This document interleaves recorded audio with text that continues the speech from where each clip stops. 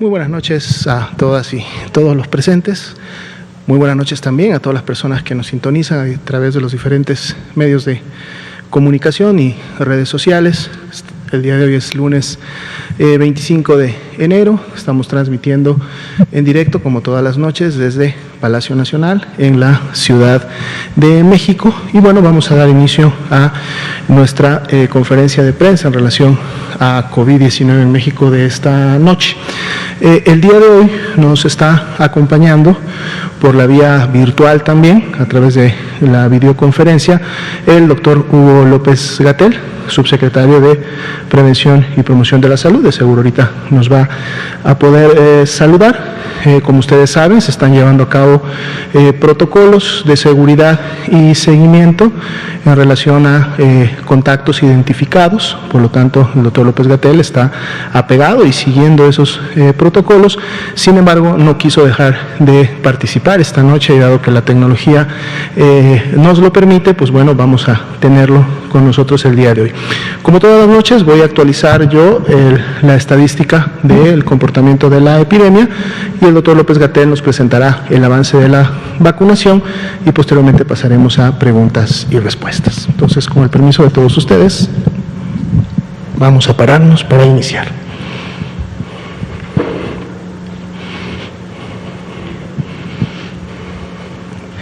Muy bien.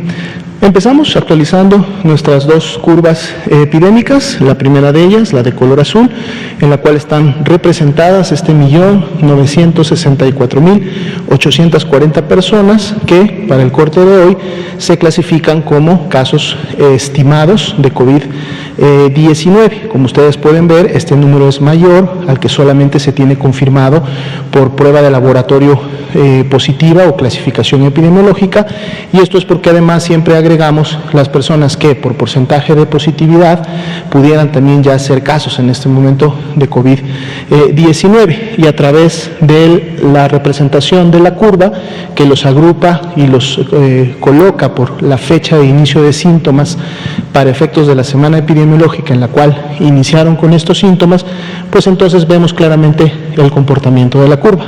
El día de ayer empezamos graficando la semana número 2 de este año, lo cual entonces nos permite ver y comparar ese comportamiento en relación a semanas previas, y lo que estamos notando desde el día de ayer es que después de haber tenido varios meses de un incremento importante, una aceleración inclusive con magnitud de casos estimados como COVID-19, pues bueno, tenemos ahora una semana en donde empezamos a evidenciar un descenso que para el comparativo de la semana 1 y 2 es precisamente de un menos 10%. Ayer abrimos con este menos 10%, el día de hoy se mantiene.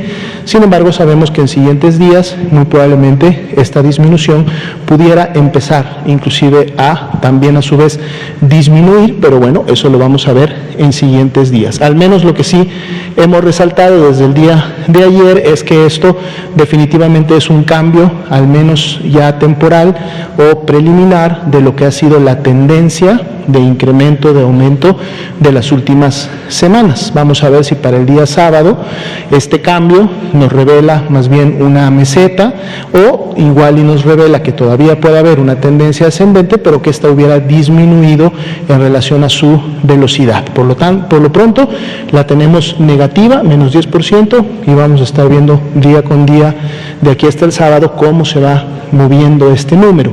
También tenemos las personas recuperadas que están graficadas en la línea de color verde. Son más de 1.335.000 las personas que se estiman ya se han recuperado, se han curado de la enfermedad, y vemos cómo esta línea sigue de forma paralela prácticamente al comportamiento de las personas que han enfermado, recordando que precisamente el 80% de las personas que enferman de COVID lo hacen de manera no grave o expresan un COVID leve, lo cual les permite una recuperación en promedio entre los primeros 5 y 7 días después de haber iniciado con la sintomatología. Si vemos la siguiente diapositiva, actualizamos el comportamiento del porcentaje de positividad. Este porcentaje de positividad, que para la semana 2 abrió ayer en 41%, y también significó una disminución de cómo cerró la semana previa, es decir, la semana 1, de menos 4 puntos porcentuales. Este porcentaje precisamente lo obtenemos de haber estudiado allá para el día de hoy más de 4.443.000 personas que fueron clasificadas como casos sospechosos, y de las cuales a través de una prueba confirmatoria, ya sea a través de PCR o la nueva prueba antigénica, pues bueno, y tenemos 1.771.740 que ya tienen esta clasificación de ser casos confirmados, pero así también 2.250.065 que dieron negativos. De estos datos, entonces podemos obtener también para cada una de las semanas epidemiológicas el comportamiento de la positividad, que mantiene este comportamiento ondulante entre 40 y 45% que hemos visto en últimas semanas, siendo para esta, reiteramos, el 41%. Veamos la siguiente diapositiva. Vemos también el comportamiento de la letalidad. La letalidad disminuyó 1 punto porcentual entre la semana 2 y la semana 1, y podemos entonces definir o interpretar que de cada 100 personas que en su momento se confirman, se clasifican como casos de COVID, lamentablemente 6 pierden la vida a consecuencias de las complicaciones que también todos conocemos esta enfermedad produce. Para efecto de las defunciones acumuladas que hasta el momento se han producido, al corte de hoy son 150.273. Si vemos las siguientes diapositivas, entonces actualizamos la ocupación hospitalaria. Podemos ver que para el día de hoy 18 entidades, y este es un número que ha ido creciendo en las últimas semanas. Habíamos tenido solamente 14 entidades que tenían más del 50% de disponibilidad o 50% de ocupación. Este número se ha ido incrementando, ahora son 18 entidades, es decir que se ha ido generando mayor disponibilidad, y por lo tanto estas 18 entidades tienen más de la mitad de sus camas desocupadas. En los rangos entre 69 y 50% de ocupación están 6 entidades, las vemos representadas con sus gráficos en el recuadro derecho, en donde Jalisco y Oaxaca prácticamente apenas estarían superando este 50% con un 52% para ambas, y dentro de este rango Nayarit sería la que tendría un 67%, acercándose precisamente a este 70% de nivel de seguridad. Quienes ya superaron este nivel del 70% son 8 entidades, y prácticamente son las entidades que hemos estado viendo en las últimas semanas que han estado en este rango, pero que además también lo que notamos día a día es que están manteniendo el porcentaje de ocupación. Si bien es cierto, no ha empezado a disminuir de una manera importante, al menos este se ha mantenido en función de que en la medida que se van disponiendo más camas de uso general para pacientes que así lo requieren, más allá de que el incremento de casos y por lo tanto la demanda de atención de pacientes graves que requieren una cama de hospital se realiza, se ha podido dar solución y se ha podido atender a esta demanda, dejando obviamente las diferencias de estos porcentajes que representan precisamente la disponibilidad de este tipo de camas. Si vemos en la siguiente diapositiva, focalizamos a las camas con ventilador, que son para los pacientes más críticos. Los números también son similares a las últimas semanas. 22 entidades, la mayoría de ellas en el país, tienen menos del 50% de ocupación, algunas de ellas inclusive tienen menos del 20 y menos del 15% de ocupación. 7 están entre ese rango de entre 69 y 50, teniendo a Puebla, Querétaro y San Luis Potosí apenas rebasando el 50%, pero ya dentro del rango, por lo tanto están en este grupo, y las mismas 3 entidades que día con día en las últimas al menos 3 semanas, 4 semanas hemos visto en esta condición, que son la Ciudad de México, el Estado de México y Nuevo León, aunque si revisamos los porcentajes y los comparamos a los de semanas previas, aquí podemos notar que sí hemos tenido una disminución en la ocupación, y esto es precisamente porque se mantiene el trabajo de reconversión y expansión, y aquí también pudiera contribuir el hecho de que a lo mejor en el día a día o en los últimos días ha habido una disminución en la demanda de este tipo de camas de manera especial. A nivel nacional son 4.000 872 las camas con ventilador que están disponibles, y en base al total que en su momento se tiene contemplado para camas con ventilador, pues bueno, la ocupación nacional supera ligeramente el 50% con un 53%. Esta sería la actualización de la información estadística, y entonces ahora procederíamos a enlazarnos con el subsecretario de Prevención y Promoción de la Salud, el doctor Hugo López-Gatell, quien nos presentará el componente del avance de la Política Nacional de Vacunación. Doctor López-Gatell.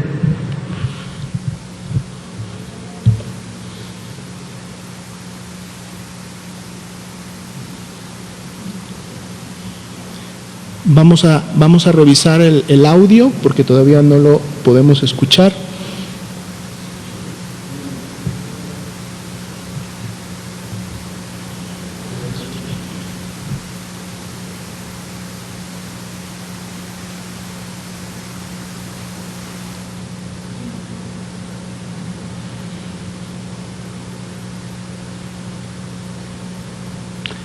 Están revisando en este momento la conexión. Vemos su micrófono habilitado y de hecho tiene la señal de que está hablando, sin embargo no tenemos sonido aquí en pantalla. Correcto, listo ya. Listo, a ver, ahora sí. ¿Se oye ya? Perfecto.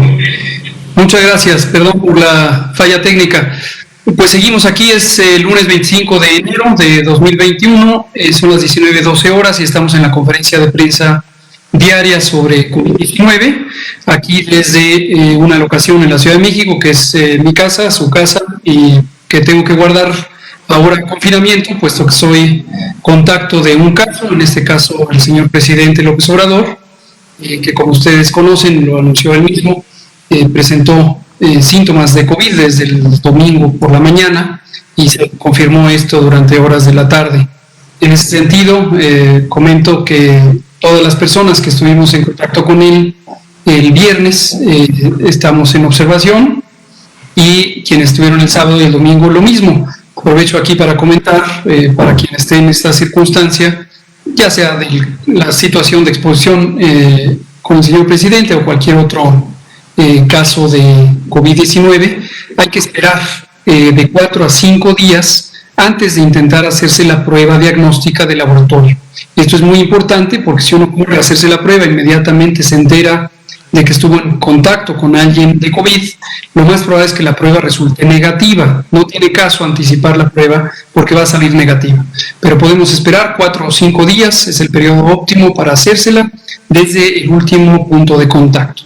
Afortunadamente yo me encuentro asintomático, tranquilo, comiendo bien, oliendo, saboreando los alimentos, no tengo síntoma alguno de COVID y esperemos que no lo tenga. Vamos a pasar a la información de vacunas. Seguimos con el programa de vacunación contra COVID. Si me pueden poner la diapositiva, por favor.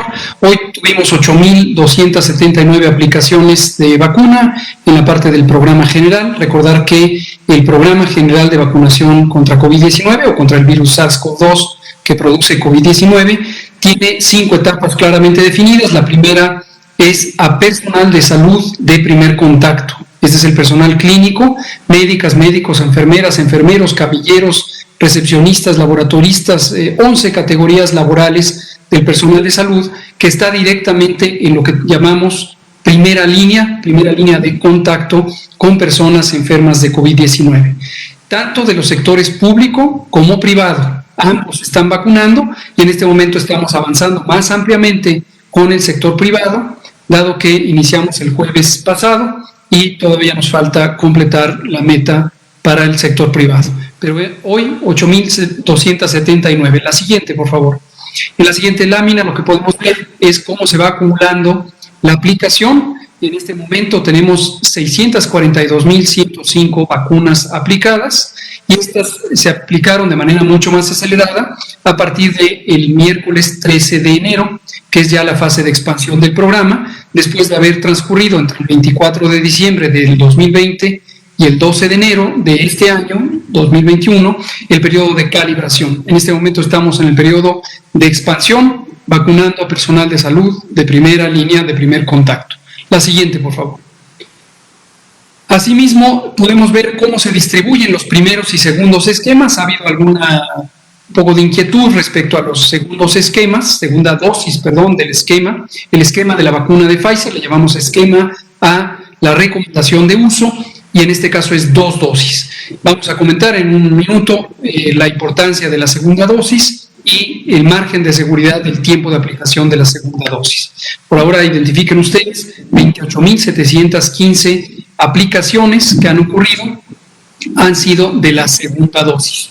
Esto representa el 4% de el total de las 642.105 vacunas. Hay varias otras que están aguardando, si me pasan la siguiente, a ser aplicadas y se encuentran a buen resguardo en la siguiente lámina. Bueno, aquí vemos la distribución de las entidades federativas y el avance. El avance general es de 59% del paquete más recientemente recibido, y lo que vemos es que varias entidades federativas, 19, ya han completado su meta, al menos en el 95%.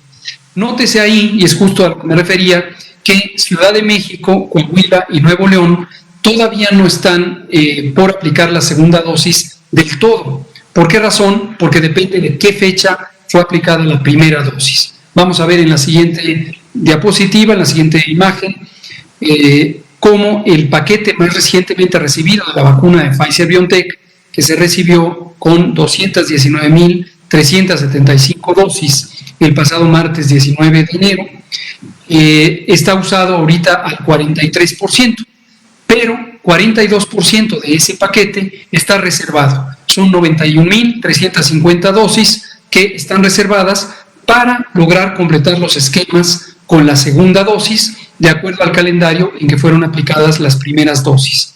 Entonces, es muy importante que quede claro para nuestras compañeras y compañeros profesionales de la salud de primer contacto, que tengan la tranquilidad, las dosis han sido reservadas precisamente para que reciban esta segunda aplicación. La siguiente, por favor. Respecto a los eventos supuestamente atribuibles a vacunación e inmunización, conocidos técnicamente así, y se llaman ESAVIS por sus siglas, como hemos estado comentando y lo seguiremos aclarando cada vez que lo decimos para que no haya confusión, conforme se vacune más, se irán sumando. Esto no representa un problema, esto es justamente la vigilancia, la farmacovigilancia de la seguridad de este producto, que es parte de lo que al interior del país es necesario realizar, y a lo que estamos comprometidos con la comunidad global de salud y en esta vigilancia que hacemos todos los países que estamos usando las vacunas que han recibido autorización de uso en emergencias. La mayoría de estos eventos son no graves, solamente menos del 1% han tenido una connotación grave que han requerido alguna atención adicional, por ejemplo, hospitalización, y de estos 41 personas, 35 ya fueron egresadas y otras 6 están todavía hospitalizadas. No son las mismas 6 personas cada vez, sino que van cambiando, unas egresan y otras pudieran hospitalizarse. En promedio tenemos 0.7% de estos eventos, y es lo esperable para un programa de vacunación. La siguiente. Ahora tenemos el componente especial de vacunación al personal educativo. Esto ocurre solamente en el estado de Campeche, y recordar que es con el propósito de lograr en un estado que tiene mínima actividad de COVID-19 y que lo ha tenido ya por más de 3 meses, lograr buscar una oportunidad adicional al control epidémico, que en este caso es la reactivación de actividades sociales de altísima trascendencia como la educación pública.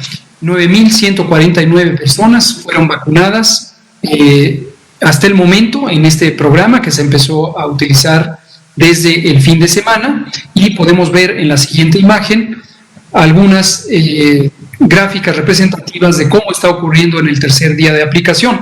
Esto ha sido estructurado con la muy afortunada colaboración del gobierno del estado. Agradecemos siempre al gobernador Aiza y al secretario de Salud y a su secretario de Educación por el apoyo, y también al personal de campo, también tanto del sector salud como del sector educativo.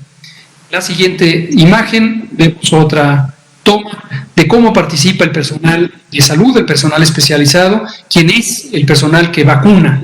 El resto de la brigada Correcaminos es el personal que justamente ayuda a coordinar la propia operación, más allá de la aplicación de la vacuna. La siguiente. Y ahora vamos a comentar, y esta es la última imagen, este tema de la segunda dosis. Ya lo habíamos comentado en otra ocasión, pero quisiera volverlo a precisar en la medida en que detectamos todavía alguna preocupación o alguna duda sobre el significado de la segunda dosis. Las vacunas generalmente se intenta, cuando se diseñan, que logren tener la capacidad de producir inmunidad, es decir, la capacidad de proteger al organismo humano contra la enfermedad o contra la infección, con el menor número de dosis posible. Pero en la tecnología de fabricación de la vacuna, no siempre se logra tener vacunas que con una sola dosis logren su máximo alcance, su máxima eficacia. En algunas ocasiones hay vacunas, por ejemplo, de las que se usan en la infancia, la vacuna de triple bacteriana, la DPT, se utilizan 3 dosis a los 2, 4 y 6 meses y después un refuerzo a los 4 años, como un ejemplo de vacunas que requieren múltiples aplicaciones. Regresando a la vacuna contra el SARS-CoV-2, la vacuna de Pfizer-BioNTech, esta vacuna se utiliza en 2 dosis. La primera se pone como vacuna inicial y 21 días después se recomienda poner la segunda. Sin embargo, esta fecha deriva de cómo se calcula a partir de la investigación clínica en los ensayos clínicos cuándo es el tiempo más adecuado de ponerla. Pero la información adicional que tienen los mismos estudios clínicos ha permitido a la Organización Mundial de la Salud identificar la oportunidad de tener flexibilidad desde 21 y hasta 42 días. Esta fue una recomendación explícita que la Organización Mundial de la Salud formuló el 8 de enero de 2021. Esta recomendación fue analizada por nuestro grupo técnico asesor de vacunación y el viernes reciente, el viernes 22 de enero, emitieron un documento que hemos hecho ya público. Es un documento específico de recomendaciones técnicas sobre la vacuna de Pfizer-BioNTech y en ella se contempla este intervalo de 21 y hasta 42 días en las que se podría poner la segunda dosis sin que signifique riesgo alguno ni de que disminuya la inmunidad o que se pierda el efecto de la primera dosis. Para esta vacuna, con la primera dosis se alcanza una eficacia, es decir, un porcentaje de reducción del riesgo superior al 80%, y con la segunda se sube un poco más, hasta poco más del 93%. Pero si se aplica antes del día 42, pero después del 21, de todos modos se alcanza esta eficacia y la duración de la inmunidad es esperable que sea de largo plazo. Hasta aquí el reporte de vacunas y vamos a abrir a preguntas y comentarios. Le pido al doctor Alomía, quien está en la sala, si es tan amable de conducir la entrevista. Gracias. Con mucho gusto, doctor López-Gatell. Abrimos entonces, vamos a empezar de este lado, grabamos de este lado, así, aquí y aquí. Por favor, adelante.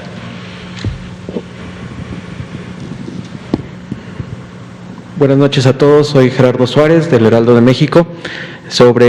Quisiera preguntar algunos datos sobre el caso de COVID-19 del presidente López Obrador. Si nos pudieran decir quiénes conforman el equipo que está atendiendo al presidente y de qué instituciones, cuáles son los síntomas que ha manifestado hasta ahorita el presidente, y también sobre la vacuna Sputnik 5, que hoy hubo esta plática con el presidente ruso. Si nos pudieran precisar si esto implica que próximamente, esta misma semana, habría autorización de la COFEPRIS, dado que se había dicho que esta misma semana llegaría un primer cargamento de 400,000 dosis. Gracias. Doctor López-Gatell, por favor. Con mucho gusto, muchas gracias por la pregunta. Vamos a contestar la primera sobre el estado de salud del presidente López Obrador. Aquí quisiera dejar muy en claro que el presidente López Obrador y cualquier otro mandatario, además de ser funcionarios públicos del más alto nivel jerárquico de una organización gubernamental, es el jefe de la nación, desde luego es un ser humano. Y como ser humano tiene todo el derecho a la privacidad. Es un principio fundamental de la ética médica el conservar la confidencialidad de la información privada de las personas que son atendidas.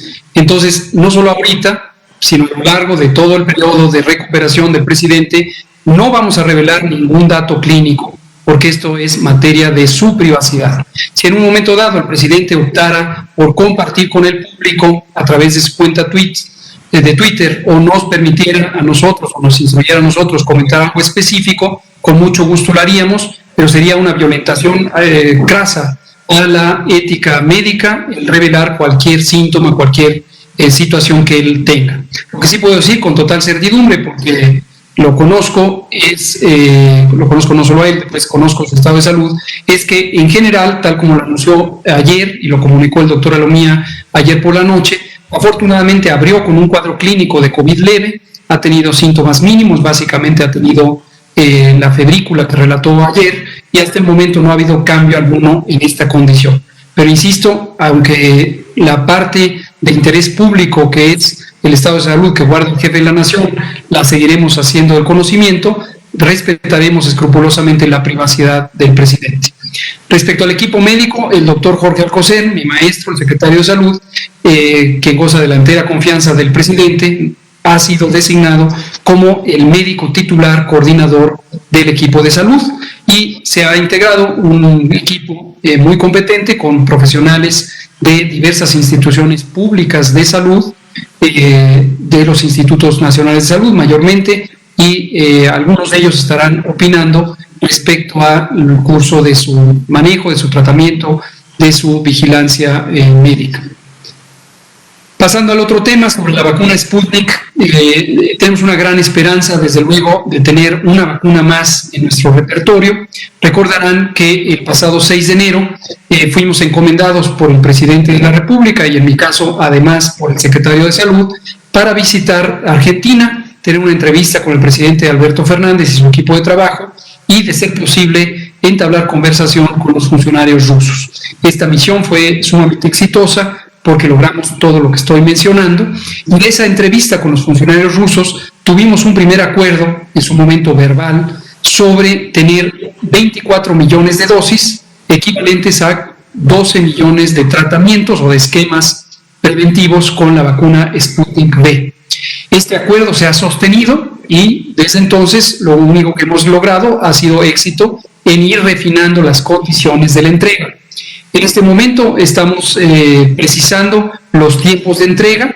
Lo deseable y aparentemente muy posible es que empecemos a tener vacuna de manera inmediata. Ya se ha acabado el mes de enero, pero tempranamente en el mes de febrero, en marzo y en abril, hasta llegar a la dotación completa de estas 12 millones de esquemas de tratamiento, que consisten en 24 millones de dosis. Respecto a la autorización sanitaria, esto también me parece muy importante que sea un asunto de interés público y que todo el mundo le dé seguimiento a este tema. Toda vacuna que se autorice en México, y esto ocurre en la mayoría de los países del mundo, requiere demostrar calidad, seguridad y eficacia. La calidad se demuestra con una serie de estándares de producción que técnicamente se llaman buenas prácticas de manufactura, GMP por sus siglas en inglés. Y estas buenas prácticas de manufactura se verifican con certificados que emiten las autoridades sanitarias del país en donde están las plantas de producción. Pero, desde luego, también se puede apelar a la confianza pública global que tengan tales agencias de regulación sanitaria que nos permitan confiar en los certificados que se emiten. En este caso, el expediente que nos compartieron ya desde que estábamos en la misión en Argentina es un expediente completo en donde hemos podido ver todos estos certificados y el respaldo de las distintas autoridades competentes. Por el otro lado, la seguridad y la eficacia se demuestran a partir de la investigación clínica, principalmente las 3 fases, la fase 1, 2 y 3, y en especial interés la fase 3. La vacuna rusa Sputnik V ya ha demostrado en ensayos fase 1 y 2, que fueron publicados en la revista Lancet hace varios meses, que tienen condiciones de seguridad y de eficacia.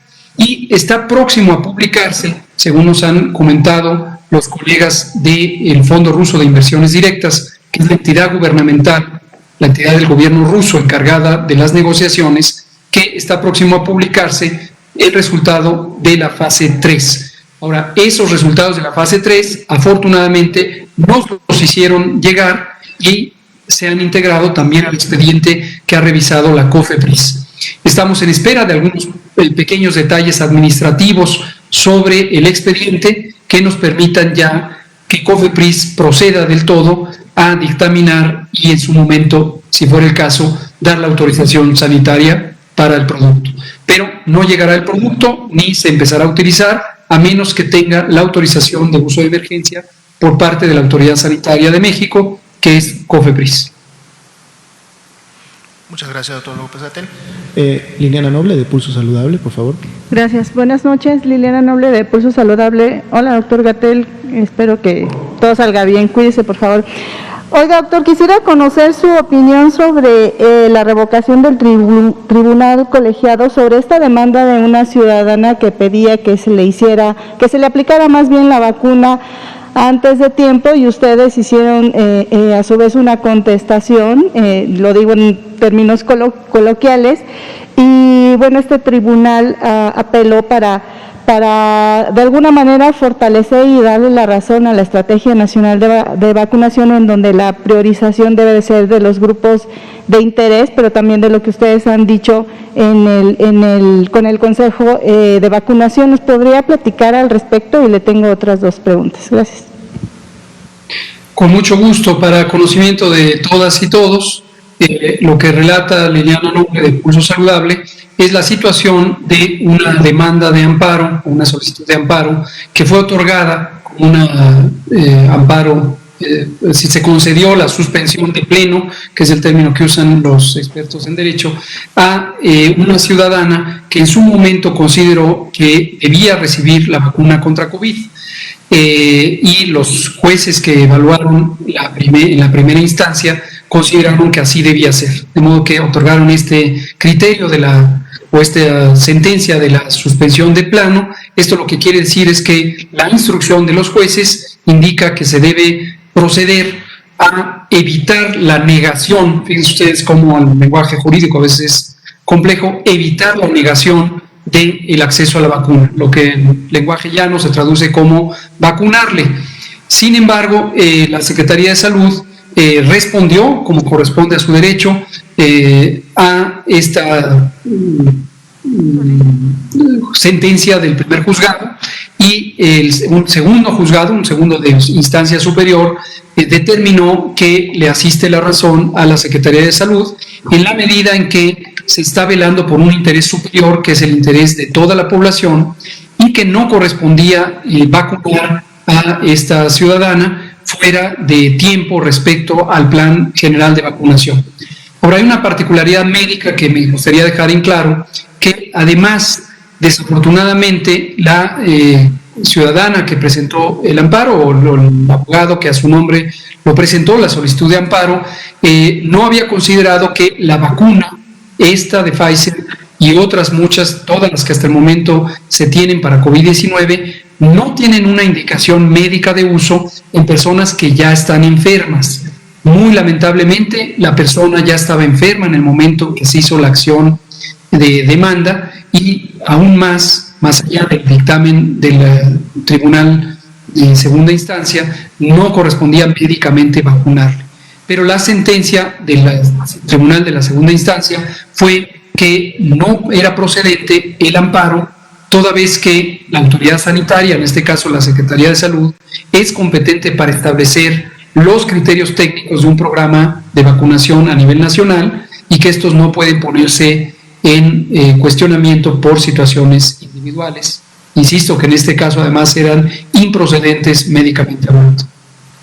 Gracias, doctor. Y mi segunda pregunta, quisiera saber, con esta declaración que hizo hace algunos días el presidente sobre que ya los particulares, la iniciativa privada y los gobiernos pueden adquirir las vacunas, tengo algunas dudas. ¿Cómo van a certificar ustedes, Secretaría de Salud y COFEPRIS, que efectivamente el que la compre, el particular, aparte de que tengan los recursos, pudiera hacer buen manejo del biológico, es decir, que tenga la eficiencia de la red de frío que corresponda a cada biológico para que eso salvaguarde justamente estos biológicos, valga la redundancia, y cuando se le apliquen a las personas pues todavía sean eficaces.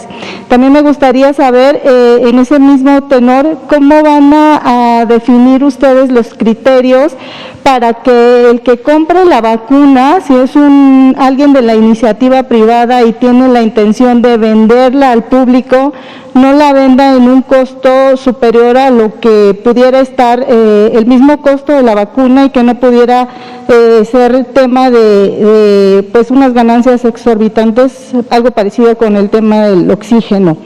Y también en ese tema me gustaría conocer si hay algunas empresas particulares que ya se han postulado o van a ser los intermediarios entre los gobiernos inmediatos para la adquisición de estas vacunas. Gracias. Muchas gracias, Liliana.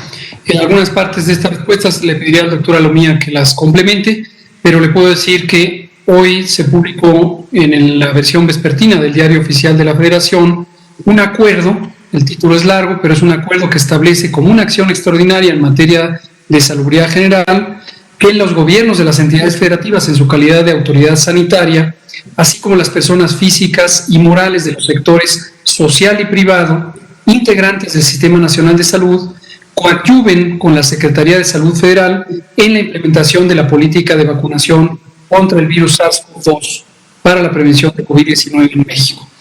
Este documento es el que instruyó el presidente de la República al secretario de Salud emitir el pasado viernes 22 de enero y se ha dado cumplimiento a esta instrucción y el secretario de Salud, en el marco de sus competencias legales y obviamente de su conocimiento experto, ha tenido a bien emitir este documento. ¿Qué significa este documento respecto a la pregunta que usted hace y lo que ha sido de interés público a lo largo del fin de semana?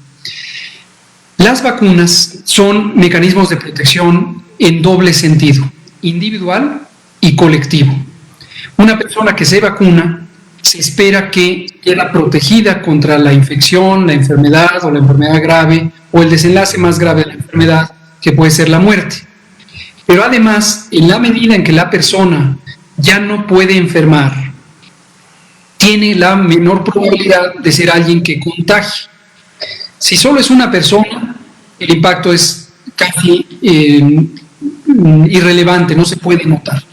Pero si se trata de miles o de cientos de miles o de millones de personas, el impacto es notorio. Entonces, los objetivos médicos son complementarios a los objetivos de la salud pública. Las personas que tienen la muy legítima aspiración de ser vacunadas para protegerse a sí mismas, también están contribuyendo por miles o por millones a proteger a las demás personas. Es un asunto de la responsabilidad de la autoridad sanitaria, tanto federal como la estatal, el proteger colectivamente a la población. Y es un asunto que aparentemente es de interés de entidades privadas el proteger individualmente a personas que pudieran, ya sea por una donación filantrópica o por venta, utilizar este producto para protegerse a sí mismas. Como decía el presidente el viernes próximo pasado en la conferencia matutina, nuestro gobierno, el gobierno de México, seguirá ampliando la cobertura vacunal en la medida en que vayamos teniendo vacunas, pero no nos estorba en absoluto que haya particulares o que haya gobiernos estatales que hagan un esfuerzo en ese sentido, siempre y cuando los esfuerzos contribuyan a una misma visión estratégica, técnica, para lograr el objetivo. Si en un momento dado, como yo comentaba en las conferencias vespertinas de la semana pasada, estos esfuerzos no fueran coordinados, tendríamos un desaprovechamiento de las vacunas porque no se lograría el uso óptimo para una nación que es una nación única y es el Estado mexicano. Entonces, lo que estamos progresando es lograr este mecanismo de coordinación y tenemos varias rutas. Una es el propio acuerdo que acabo de hacer referencia, que pone los elementos clave para lograr este esfuerzo coordinado y que este esfuerzo sea que las entidades federativas, sus gobiernos o entidades sociales y privadas coadyuven con la Secretaría de Salud para lograr la política de vacunación. Es decir, esta sería la condición en la que tendrían que participar estas compras privadas. Ahora, finalmente quiero distinguir aquí dos momentos. El momento A, en donde hay muy poca disponibilidad de vacunas en el mundo y los productores de vacunas han decidido que van a vender vacunas a entidades nacionales, a gobiernos nacionales. En este sentido, si hipotéticamente una entidad privada o un gobierno estatal tuviera la posibilidad de conseguir vacunas, estaría mermando el esfuerzo del gobierno nacional por lograr una adquisición masiva de vacunas que permitiera avanzar lo más rápidamente posible con un plan nacional que ha sido científicamente diseñado. Afortunadamente, no necesariamente existe este riesgo en la medida en que personas particulares que quisieran acercarse a comprar vacunas, lo más probable es que se encontrarían con que las compañías les dirían: muy bien, sí, te las vendo, solo que espérate a una etapa en la que haya una producción más grande. Y ahí viene el momento B, o en una etapa posterior, en donde las compañías podrían ser en un momento dado mayor en número, es decir, mayor cantidad de compañías produciendo vacunas, y también cada una de ellas produciendo una mayor cantidad de vacunas. En ese caso, ya no habría un riesgo de competencia en donde se fragmentara el esfuerzo, sino... Se fue. Bien, en lo que recobramos la conexión y también siguiendo la solicitud del doctor Hugo López-Gatell, podríamos complementar que el acuerdo precisamente también de los puntos importantes que toca, además de reconocer a las entidades federativas como autoridades sanitarias y por lo tanto entonces con toda la posibilidad de contribuir y colaborar en la política nacional de vacunación, así como otras entidades que participan del Sistema Nacional de Salud en el ámbito social o en el ámbito privado, refiriéndose también a personas físicas y personas morales, solicita que precisamente su esquema o el plan que ellos van a aplicar a efectos de que en su momento puedan adquirir vacuna para un grupo en concreto, lo hagan siempre en apego a la política nacional de vacunación. Y expresamente el acuerdo refiere de que debe haber, este apego debe de ser, por ejemplo, en función de la priorización de los grupos que hasta el momento se han definido, de estas etapas que en su momento se han dado a conocer desde un inicio.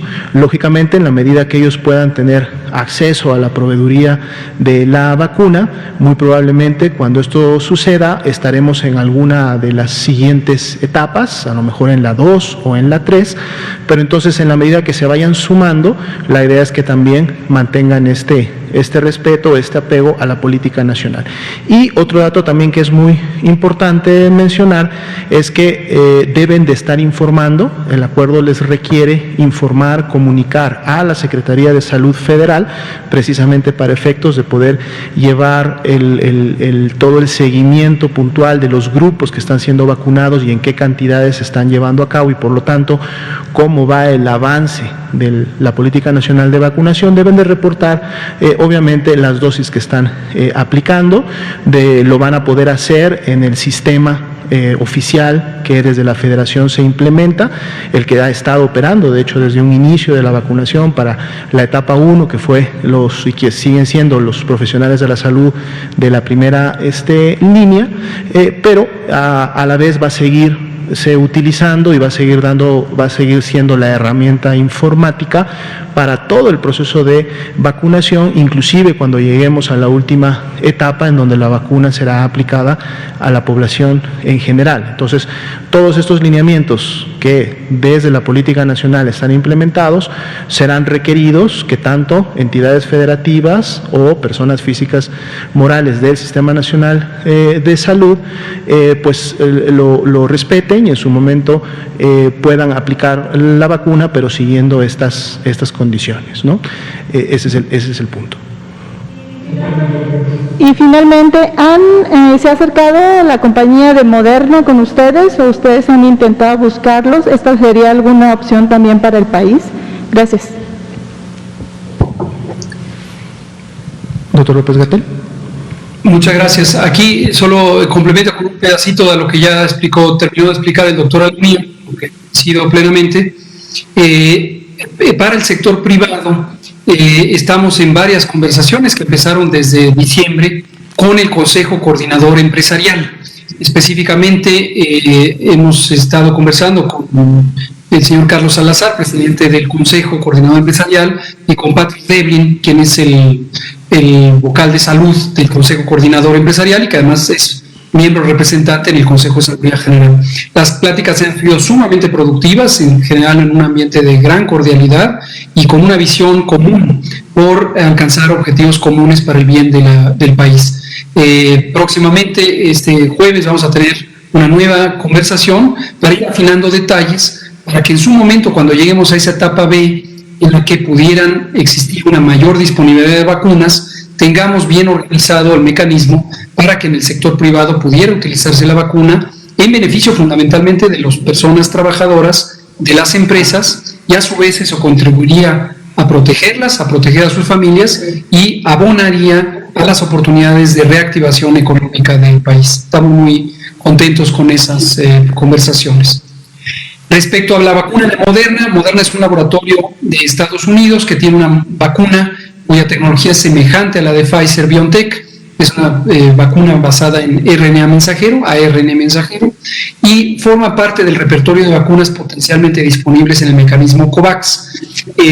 Moderna se ha acercado al país y ha estado buscando la oportunidad de tener autorización de uso de emergencia. Por supuesto, en cuanto tenga los documentos completos, serán evaluados por el Comité de Moléculas Nuevas y en su momento, si hay evidencia de seguridad y eficacia y además se tiene evidencia de calidad, podrían ser consideradas para autorización de uso.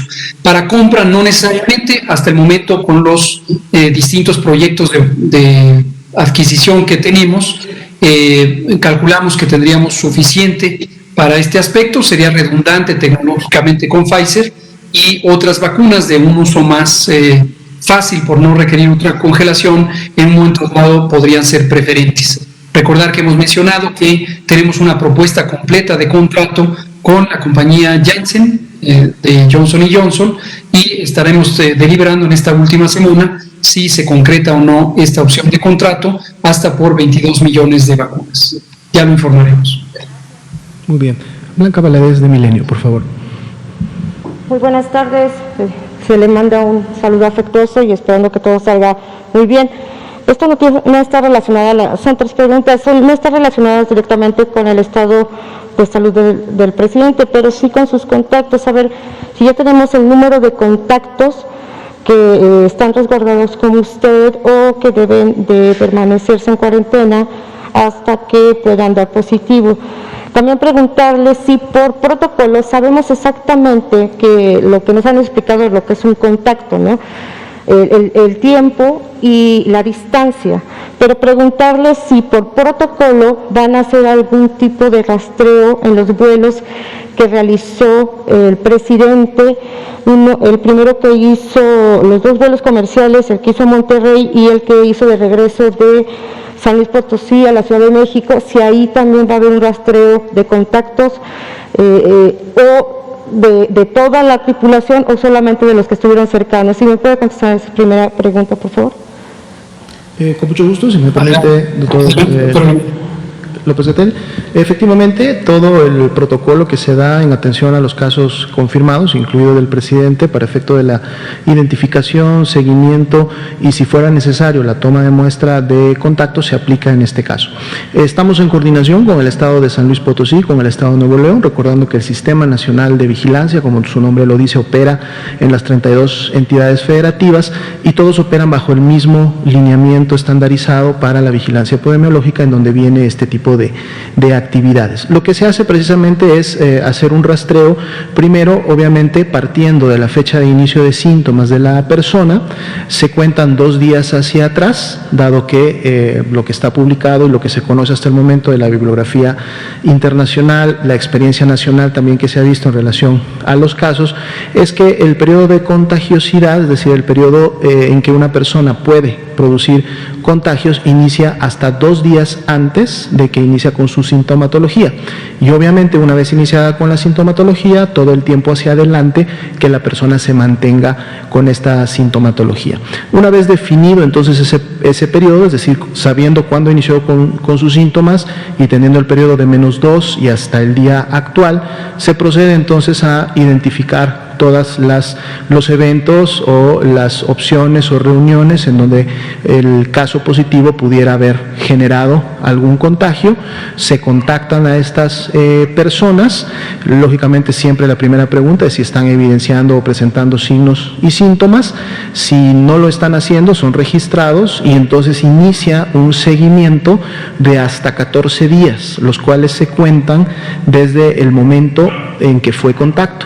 Y si fueron varios eventos o varias fechas de contacto, pues obviamente se toma el último, ¿no? Es decir, la última en función de contar los 14 días. Otro dato importante, que también lo comentó al principio el doctor López-Gatell, es que la indicación de la prueba para que en su momento poder identificar si hubo un contagio, se recomienda se realice entre el 5º y el 6º día después de haber sido contacto, porque si nosotros realizamos esa prueba en menor tiempo, no dimos suficiente oportunidad para que el virus se replique, en el caso que hubiera habido un contagio, y que por lo tanto la prueba tenga la mejor utilidad para poder identificar. Así como sabemos que en promedio las personas demoran entre 5 y 6 días, a esto le llamamos periodo de incubación, es el periodo de incubación promedio, en que la gran mayoría de personas que se contagian al 5º o 6º día expresan síntomas de enfermedad.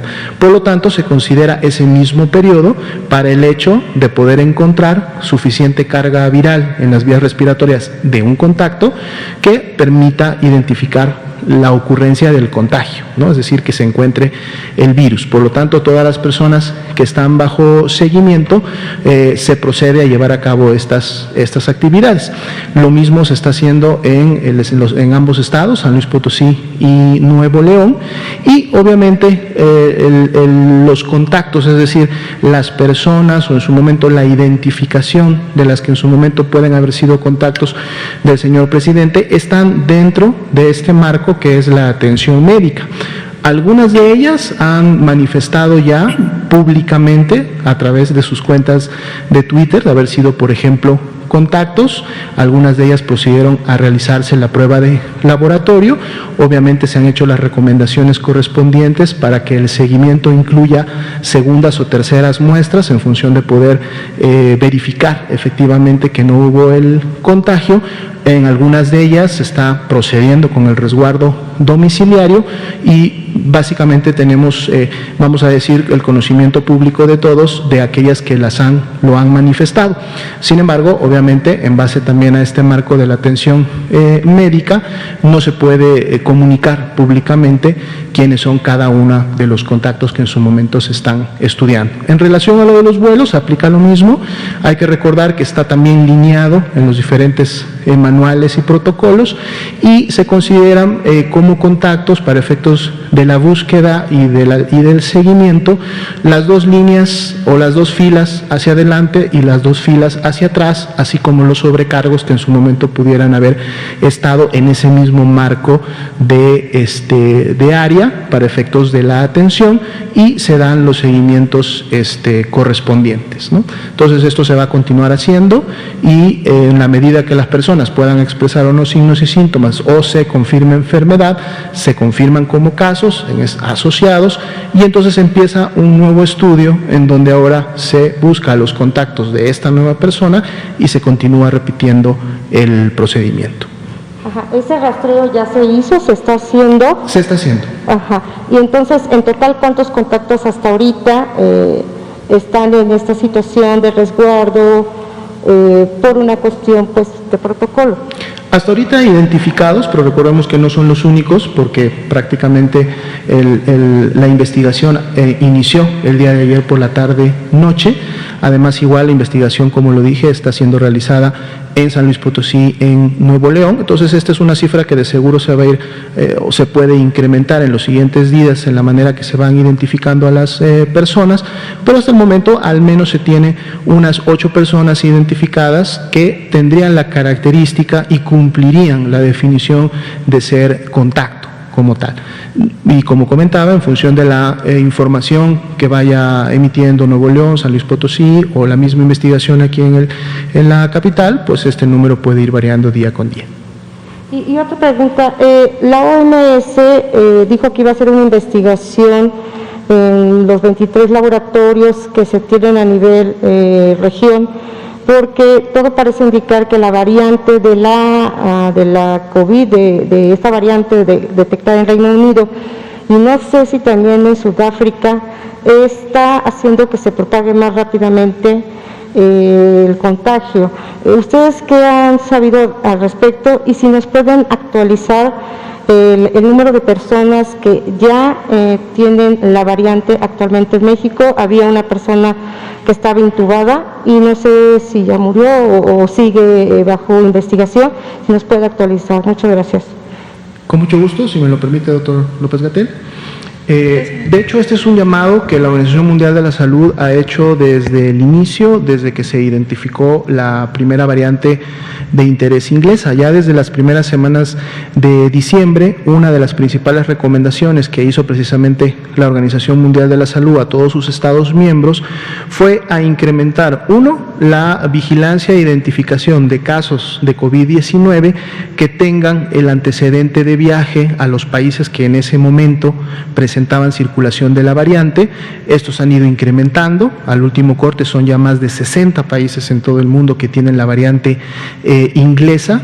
Y aumentar también la secuenciación, es decir, hacer un enfoque hacia las personas que tienen este antecedente de viaje, buscar de manera focalizada la presencia de esta variante. Para efectos de la variante inglesa es lo que precisamente iniciamos en México desde el año pasado, y fue a través de estos lineamientos que se emitieron para todo el Sistema Nacional de Vigilancia Epidemiológica que, pues, por ejemplo, el estado de Tamaulipas pudo identificar estos primeros casos sospechosos.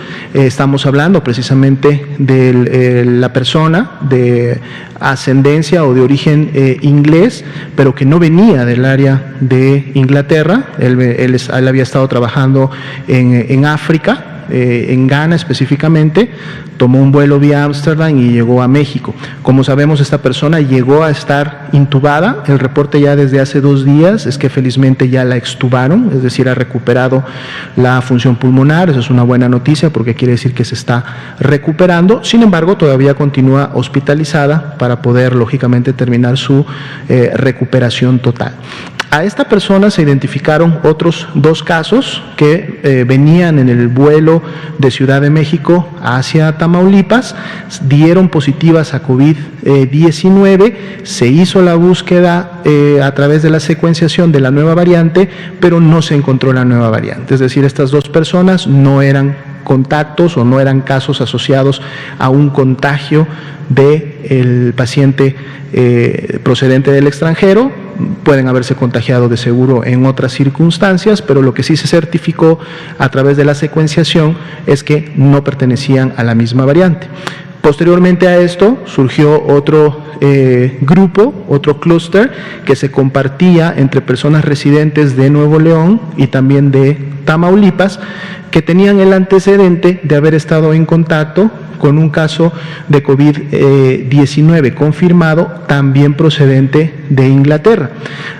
Se hizo el estudio correspondiente, se detectaron en un caso de ellos las mutaciones características de la variante y estamos precisamente, yo creo que el día de mañana vamos a poder tener ya resultados preliminares de la secuenciación. Recordemos que la secuenciación genética demora aproximadamente 7 días en realizarse.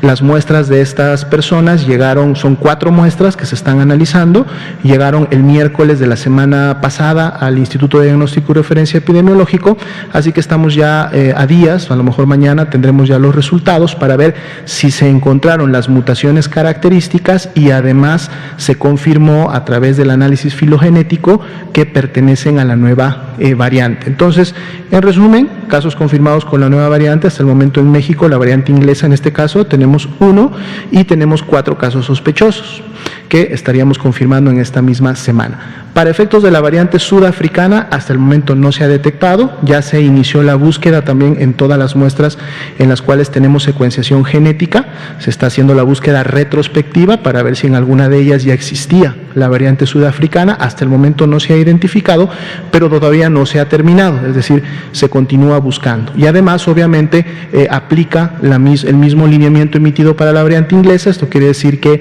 personas con antecedentes de viaje a países en donde hay esta circulación, pues bueno, tendrán que ser también estudiadas y habrá que hacer la búsqueda de la variante sudafricana, la cual, reitero, hasta el momento no se ha identificado todavía en México. ¿Sí? Le daría el uso de la voz al doctor López-Gatell por si quiere terminar la conferencia. No, adelante, ya no tendría algo que aclarar, si hay alguna otra pregunta. Muy bien, entonces pues les agradecemos a todos por su participación, son las 8 de la noche con 1 minuto, damos por terminada la conferencia del día de hoy y esperamos podernos volver a ver el día de mañana. Tengan todos muy buenas noches. Muchas gracias, doctor López-Gatell. Gracias, hasta mañana, nos seguiremos viendo por este canal.